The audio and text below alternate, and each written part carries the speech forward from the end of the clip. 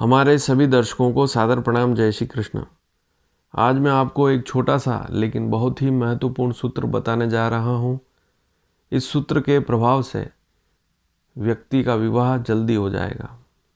कोई लड़का है, लड़की है, उसका विवाह 28 साल की जो आयु है उससे पहले ही हो जाएगा। और यदि कोई लड़का है, उसकी आयु 30 साल से अधिक है या और ज़्यादा अधिक है, कोई लड़की है उसकी आयु बहुत अधिक है, तो वहाँ पर कहीं न कहीं इस सूत्र में समस्या जरूर आएगी। कहने का तात्पर्य उनकी कुंडली में यह सूत्र पूर्ण रूप से लागू नहीं हो रहा होगा, तभी यह समस्या रहेगी। अन्यथा यदि यह सूत्र पूर्ण रूप से लागू हो जाता है तो विवाह समय पर ही होगा। तो आप इस सूत्र को आसानी से समझ सकते हैं, सीख सकते हैं यदि इस वीडियो को पूरा देखते हैं। पूर्व में भी मैंने विवाह से संबंधित बहुत सारी जानकारियाँ दी है, निरंतर देता आ रहा हूँ। जैसे विवाह में देरी, विवाह योग, किन किन ग्रहों के प्रभाव से विवाह योग बनते हैं और किन किन ग्रहों, किन किन स्थितियों के कारण कुंडली में ऐसी स्थितियां हैं जिनके कारण विवाह में देरी भी होती है, शादी में देरी होती है। ऐसे दर्शक जो पहली बार इस वीडियो को देख रहे हैं तो हमारे इस चैनल को सब्सक्राइब अवश्य करें। नीचे लाल बटन है, सब्सक्राइब लिखा हुआ है, उसे दबाएंगे तो आप इस चैनल के सदस्य बन जाएंगे। फिर निरंतर आपको यहाँ पर सभी जानकारियाँ मिलती रहेगी। अन्यथा जो भी मैं जानकारी डालूंगा आप तक नहीं पहुँच पाएगी। इसलिए चैनल को सब्सक्राइब करना बिल्कुल भी ना भूलें। तो शुरू करते हैं, इस योग को समझते हैं। बहुत साधारण सी प्रक्रिया है इसको समझने की। आपको अपना D1 चार्ट, लग्न कुंडली खोलकर देखनी होगी। अन्य कोई भी कुंडली खोलकर नहीं देखनी है। आप यहाँ पर देखें लग्न कुंडली। लग्न अर्थात मूल कुंडली, वास्तविक कुंडली, जिसे एसेंडेंट कहते हैं। वास्तव में सबसे पहले यही कुंडली बनती है, यही महत्वपूर्ण कुंडली है। यहीं से सारी स्थितियां देखी जाएगी। यदि किसी व्यक्ति की लग्न कुंडली ना देखें, अन्य कुंडलियों पर दृष्टि डालें तो रिजल्ट अच्छे नहीं मिल पाएंगे। कोई भी जानकारी पूर्ण रूप से नहीं मिल पाएगी। सही सटीक जानकारी चाहिए तो लग्न कुंडली को ही देखना पड़ेगा। अब जैसा कि यहाँ पर मैं हमेशा बताता हूँ कि सप्तम भाव को देखना बहुत ज़रूरी है, लेकिन आज दो अन्य भावों की चर्चा होगी। सप्तम भाव तो हमेशा याद रखना ही है, लेकिन आज का जो सूत्र है वह दो अन्य भावों से संबंधित है। यहाँ पर आप देखेंगे कि सभी राशियाँ लिखी हुई है, उनके स्वामी लिखे हुए हैं। तो आप भावों में जो राशियाँ लिखी हुई है आपकी कुंडली में, अलग अलग खंड में, अलग अलग भाव में अलग अलग राशि लिखी हुई होगी। उसके स्वामी को आप इस चार्ट से समझ सकते हैं। कुंडली के सभी भाव फिक्स होते हैं, इनके नाम जो लिखे हैं वही रहेंगे। जैसे लग्न है, प्रथम भाव जहाँ लिखा हुआ है उसका नाम लग्न या प्रथम भाव ही कहलाएगा। उसमें अंक कोई भी हो सकता है, राशि कोई भी लिखी हुई हो सकती है। तो इस बात को भी समझना होगा। तो कुंडली में सबसे पहला नियम तो आपको हमेशा ही याद रखना है कि सप्तम भाव में कोई पाप ग्रह ना हो। जैसे मंगल, राहु, केतु, सूर्य, शनि में से कोई प्लेनेट ना हो। सप्तम भाव का जो स्वामी है वह भी दूषित ना हो। छठे, आठवें, 12वें भाव में ना हो, विशेषकर छठे भाव, 12वें भाव में ना हो। छठे भाव में होना, सप्तम के स्वामी का छठे भाव में होना, 12वें भाव में होना सबसे ज़्यादा खराब है। 8वें भाव में होना इतना खराब नहीं है, इस बात को भी समझना पड़ेगा।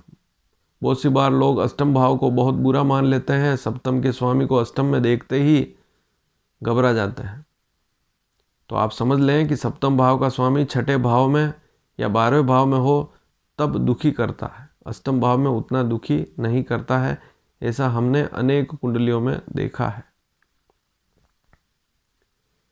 तो पहला नियम यह है कि सप्तम भाव दूषित ना हो, सप्तम का स्वामी दूषित ना हो। सप्तम का जो कारक है, जैसे लड़के की कुंडली में शुक्र है या लड़की की कुंडली जो है उसमें मंगल या गुरु है, उनकी स्थिति शुभ हो, तो अब यह सूत्र लागू हो जाएगा। अगर ये सारी स्थितियां सही है तो यह सूत्र लागू हो जाएगा। एक बात और ध्यान में रखनी पड़ेगी कि जैसे लग्न कुंडली है तो लग्न में भी शत्रु ग्रह नहीं होना चाहिए। अब शत्रु ग्रहों की सारणी मैं पूर्व में बता चुका हूँ, आप चाहें तो वहाँ पर वे वीडियो देख सकते हैं, लेकिन यहाँ पर भी समझा दूँ कि जैसे सूर्य है, चंद्रमा है, मंगल है, गुरु है। सूर्य, चंद्रमा, मंगल, गुरु, ये 4 जो प्लेनेट हैं ये आपस में मित्र हैं। इसके अलावा बुध, शुक्र, शनि, राहु ये आपस में मित्र हैं। केतु को आप सूर्य, मंगल, गुरु, चंद्रमा की श्रेणी में ले सकते हैं। केतु को आप सूर्य, मंगल, गुरु का मित्र मान सकते हैं। बहुत सी कुंडलियां ऐसी देखी है कि सप्तम भाव में केतु है लेकिन साथ में गुरु बैठा हुआ है तो वैवाहिक स्थिति खराब नहीं होती है। इस बात को भी समझना पड़ेगा। सप्तम भाव जो है वहाँ पर केतु बैठा हुआ है, पाप ग्रह अकेला है तो दिक्कत देता है, साथ में गुरु आकर बैठ गया तो समस्याएं कम हो जाती।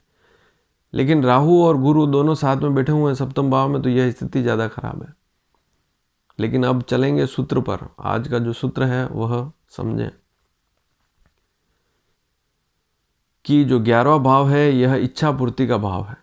जितनी भी इच्छाएं होती है जीवन में, यदि विवाह की भी इच्छा आपको है तो उसकी पूर्ति हो जाएगी यदि 11वें भाव का स्वामी 11वें भाव में ही बैठा हो। 11वें भाव में जो राशि लिखी हुई है उसका स्वामी कौन सा प्लेनेट है उसे देखें। यदि वह 11वें भाव में ही बैठा हुआ है तो सारी स्थितियां शुभ रहेगी।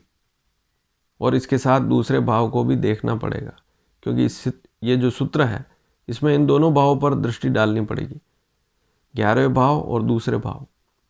दूसरा भाव जो है कुटुंब का भाव है। घर में जो नया सदस्य आता है उसकी स्थिति दूसरे भाव से देखते हैं। चाहे संतान हुई, चाहे पत्नी हुई या अन्य कोई नया सदस्य जो परिवार से जुड़ता है, दूसरे भाव को विशेष तौर से देखते हैं।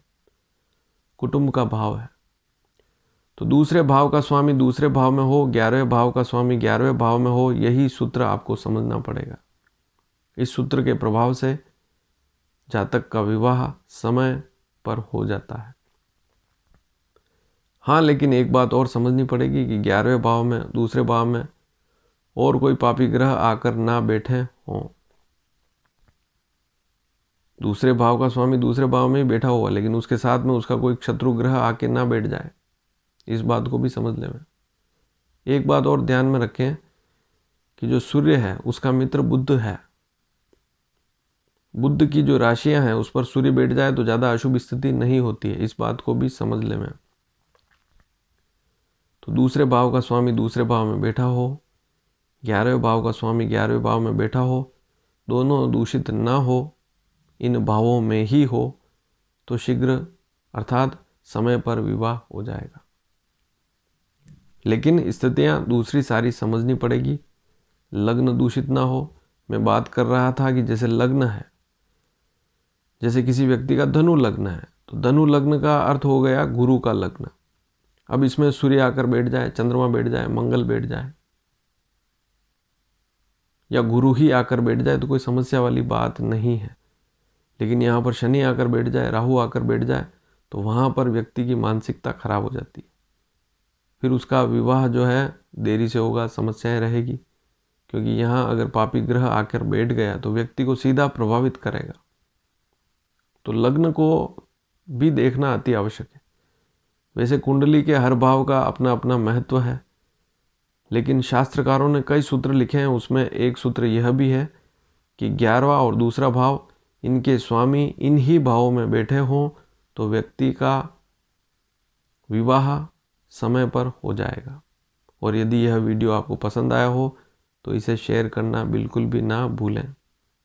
और एक बात ध्यान में रखें कि यदि इस चैनल को सब्सक्राइब करेंगे तो जो भी नई नई जानकारियां इस चैनल के माध्यम से दी जा रही है आपको समय पर मिल पाएगी। धन्यवाद। जय श्री कृष्ण।